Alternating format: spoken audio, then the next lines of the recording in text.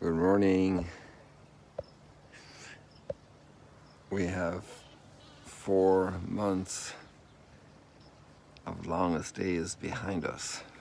21st of August.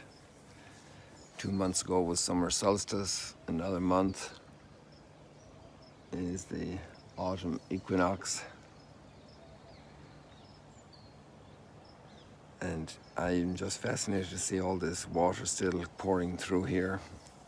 This is a little structure our maintenance guys set up to keep the waterway open and not blocked by debris, which would cause disaster for us when the natural water sources under the ground can't escape.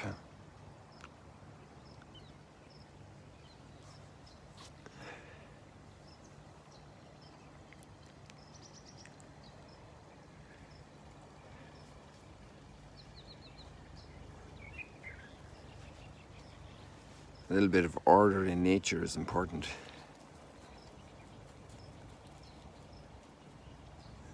Have dominion of the earth, put order in it. And the biggest dominion is self-dominion.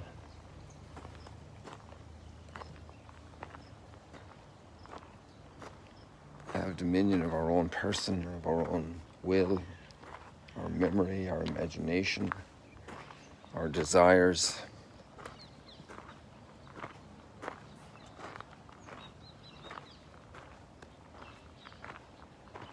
And today we read a couple of, let's say, sad stories, no question about it. People have made covenant. Covenant has been renewed by Moses, by Joshua. These are the big milestones of the people's journey. And today we have the story of infidelities. And it's an introduction to the book of Judges. We're moving along really fast, you know. We're on the freeway through history. And we have to pay attention. We miss some of the towns that we pass by. So we have a summary of the whole period of the Judges. So Abraham was promised a land, and the story of the patriarchs is complex. Abraham, Isaac, Jacob, the 12 tribes, the brothers selling their own brother, Egypt, slavery, liberation, Passover, the wilderness,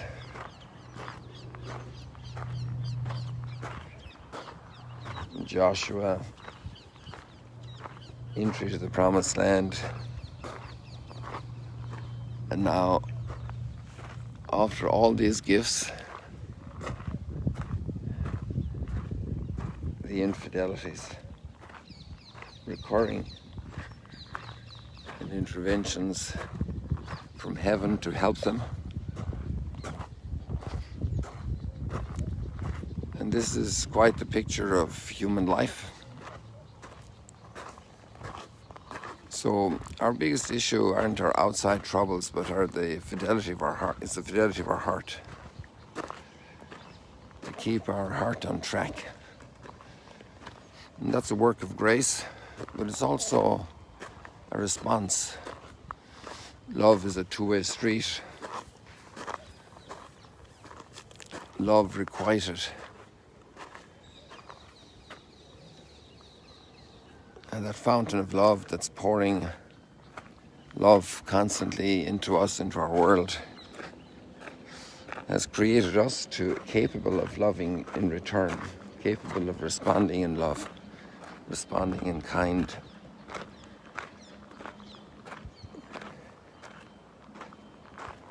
The child mightn't be able to give back all the material things that the parents give them, but they are able to give a smile, the recognition of the love, the gratitude for the love, the hug, And then just growing, being kind to the little siblings, responding to love. And this is troublesome for us. It doesn't always flow easily. We got a bit mixed up in our hearts and our minds. And that's why it's so timely that along with this reason we have the reason of the story of along with this account we have the story of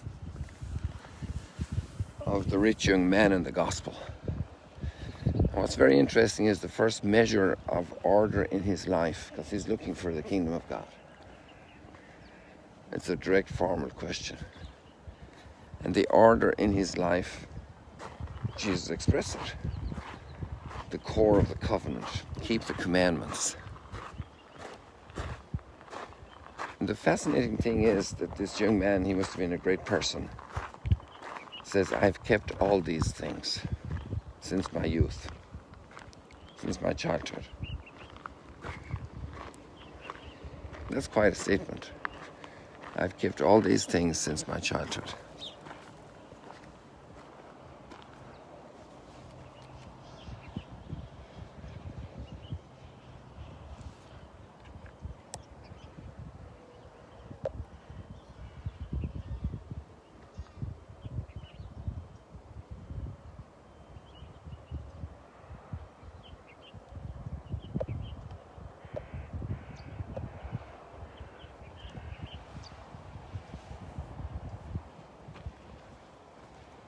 Oh, I didn't realize that there in the sunlight we had this purple heron. I don't know if any of you missed the live stream yesterday morning. We had that mantis, and somebody wrote that it's a praying mantis. Isn't that a beautiful reflection of the purple heron?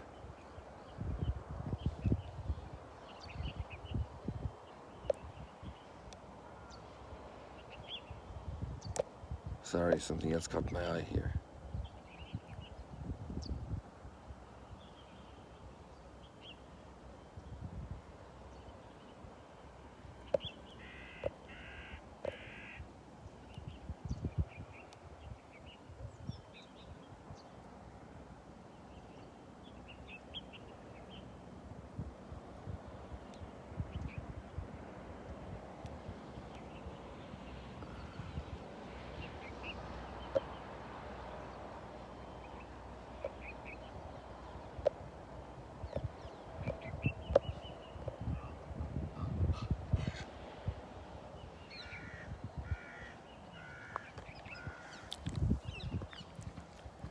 But then there's a deeper problem for the rich young man.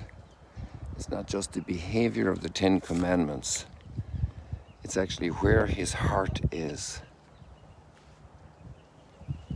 And it says he was attached to his wealth. So he was keeping the formality of the commandments. He wasn't robbing, he wasn't stealing, but he was attached to his wealth. His wealth held him down.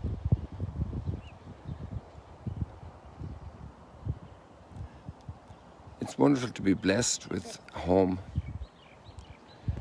with some resources, big or small, a place to live,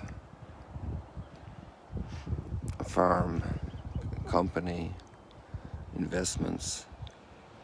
But where is my heart? Is my heart in those things? And we should take care of them. When I was a boy on the farm, I could say I loved farming. We really cared for all the animals. We cared for the crops, for the fields.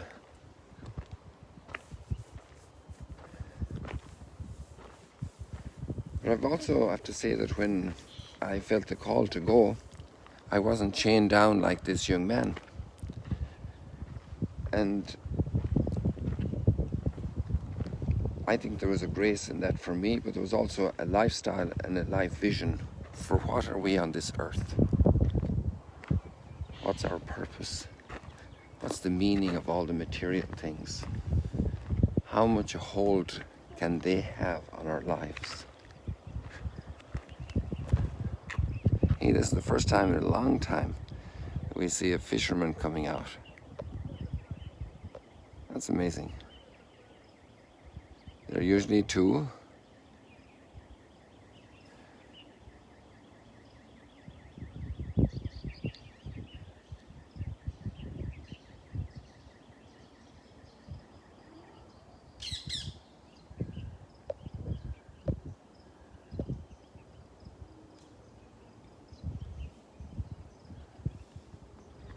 Looks like they're stopping there. They probably have to check their catch. They usually have markers in different places and pull in the fish. I see another boat out there, but I'm not sure that it's a fishing boat. So these guys are here.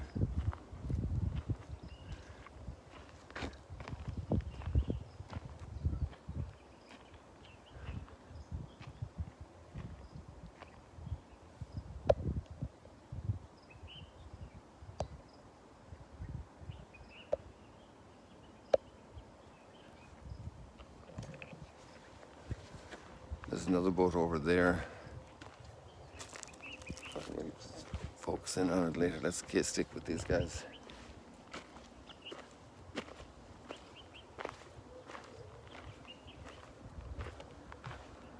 No, they're going to go faster than me now. I want to get them in the sunlight, but that's not going to happen. So people, I think we got a good little insight for today. Hope the Lord gives you blessings. And see you later, alligators.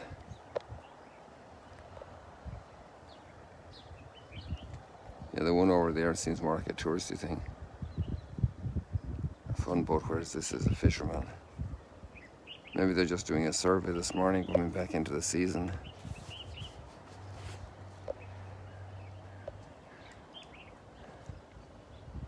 God bless you people. See you later, alligators.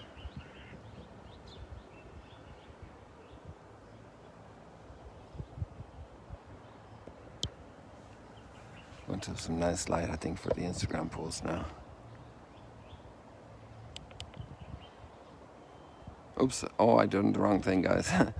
I should have turned it off. My brain isn't working. There we go.